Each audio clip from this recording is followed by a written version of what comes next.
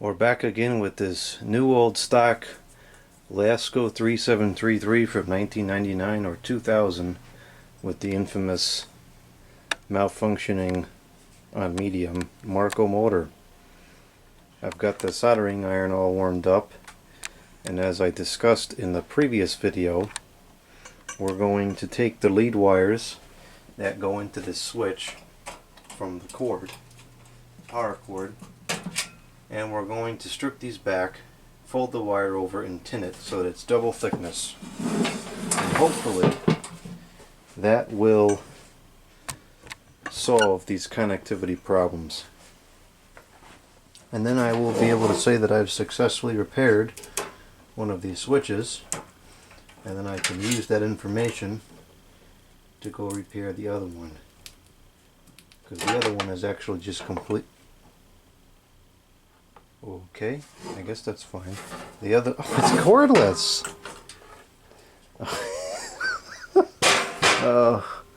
The other one actually completely failed on me very recently.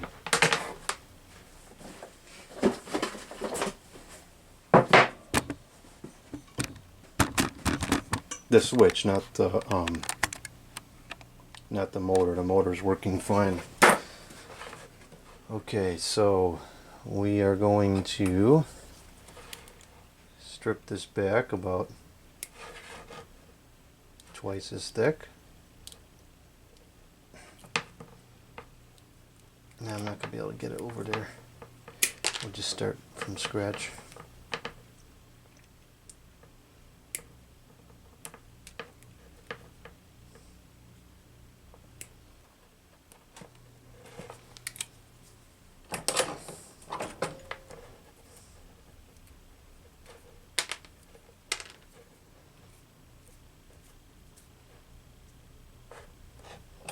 Well, I get a 0 for consistency here.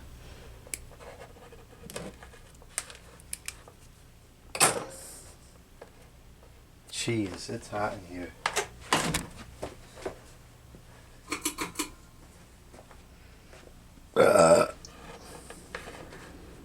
Alright, so I'm going to fold this over like this.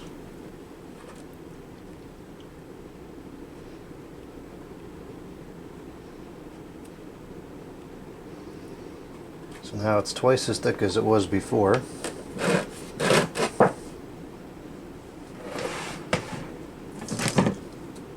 We'll get the solder.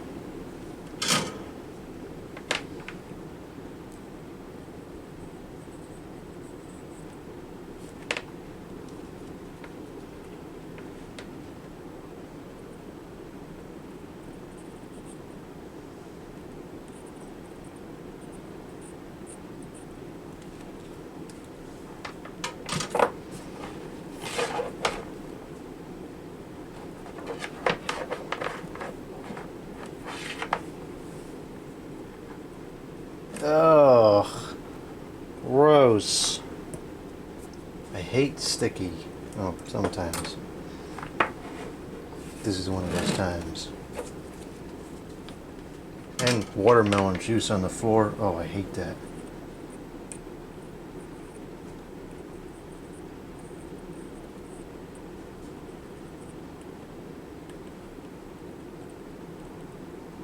Okay, wire has been successfully tinned.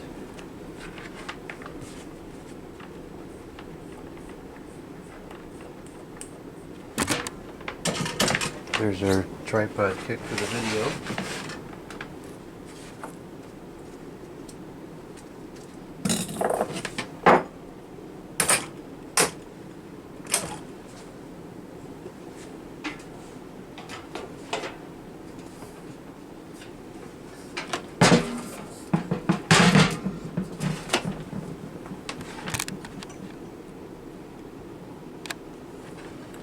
Now we might have a slight problem, and that is the fact that this is half an inch shorter than it was before. I think that's going to be a problem.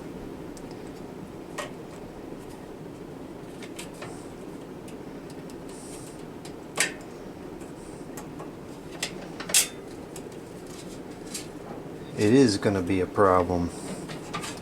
this is no longer going to fit in there properly.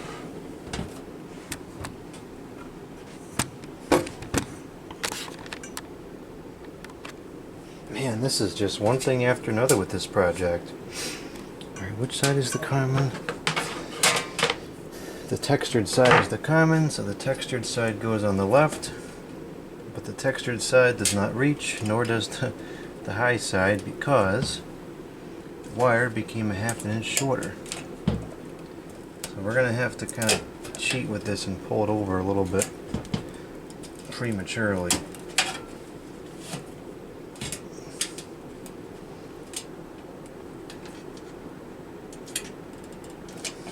Huh, now I can't get it to go in at all. Maybe it's too big now.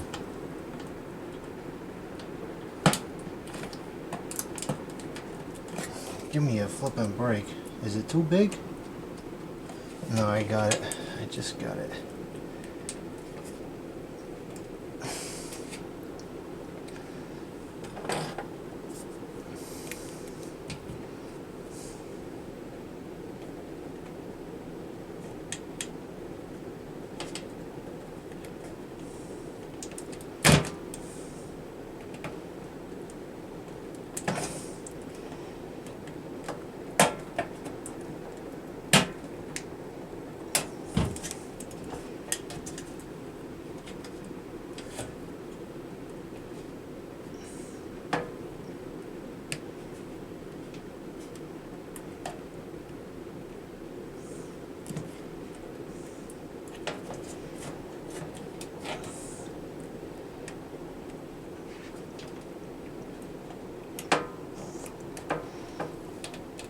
There we go.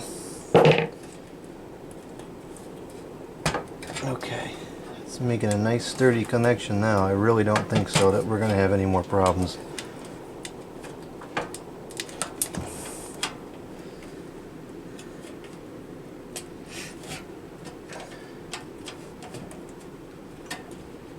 How big of an issue really is this?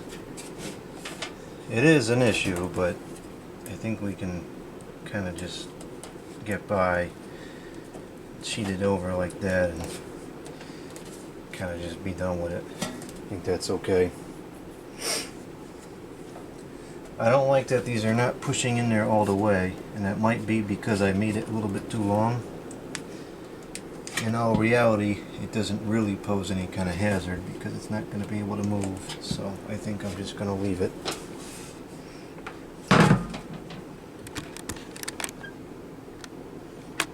Now this is all messed up on the top here. It's like it's all convoluted and screwed up. I don't know how to fix that. What part of this is... The whole thing is all screwed up.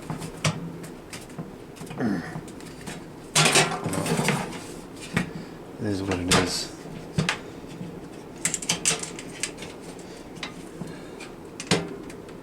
That's really annoying. How do I get it to stop doing that?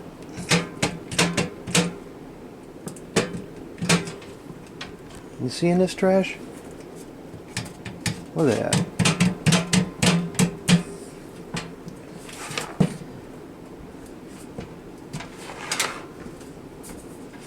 I'm going to try to just very gently hammer it down. I actually have a rubber mallet now in that recent haul of tools that I got, and that's what I should really be using for this.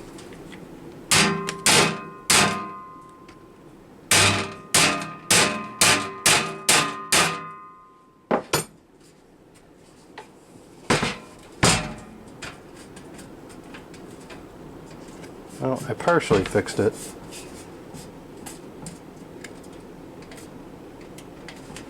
Whatever. It is what it is.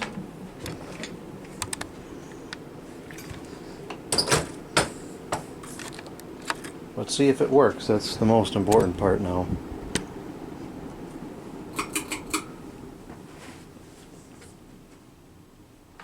See what kind of condition the stupid bearings are in.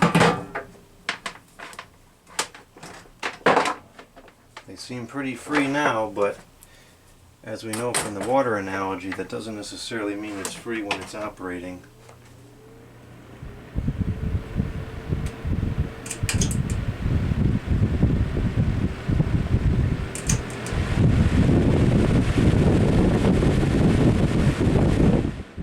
Well, one thing's for certain, and that is the switch is working perfectly. And this is also out of frame. Well, let's put the guards back on. And what I'm going to do now is I'm going to turn this on high, because it seems to work on high. And we're going to let it run. We're going to let the motor heat up, let the bearings heat up, and then we're going to switch it down to medium after a couple of hours of operation. So that junk in there. And we're going to see what it's doing. Some bird feathers in here. I don't really want those in there anymore. Or I never really did, but now that I'm going to use it, I really don't want that in there. I can't believe how white this thing is. All the other ones we had are yellow. Well, they've become yellow, and I didn't realize they was yellow until I saw this one. You know, because the yellowing happens so slow, you don't notice it.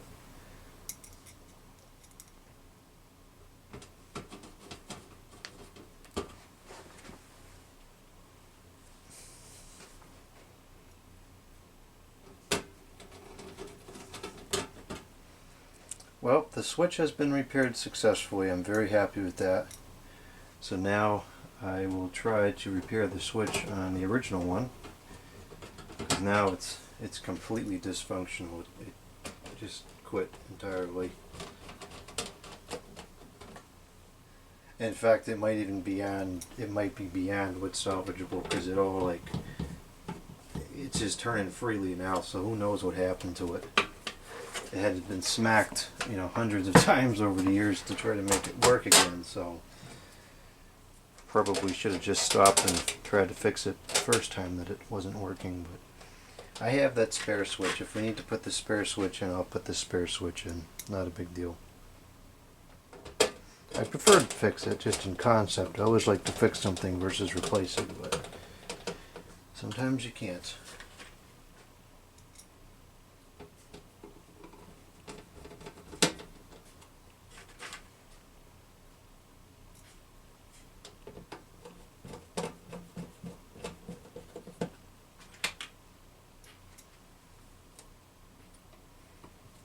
Guard's not fitting on quite right here because it is the way the wire is. I might have just replaced the whole lead wire. It's just a generic white cord that's not difficult to find.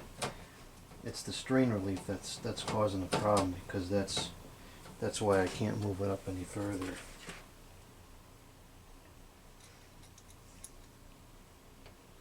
Why the heck are there 2 extra screws? That's kind of weird. Alright, well here it is, and all of its good switch working glory.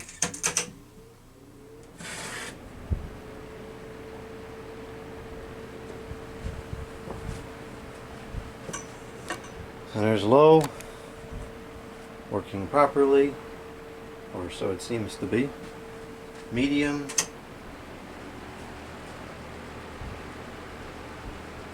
Which is very weak, although at least the switch is working, and then the high.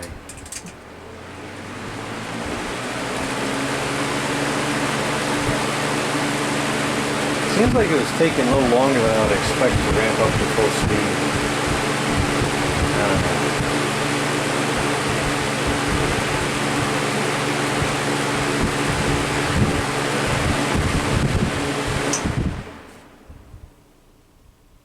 The switch is fixed, that's good. So now I'm going to take it upstairs and run it, and we'll report back in a couple days on what happens.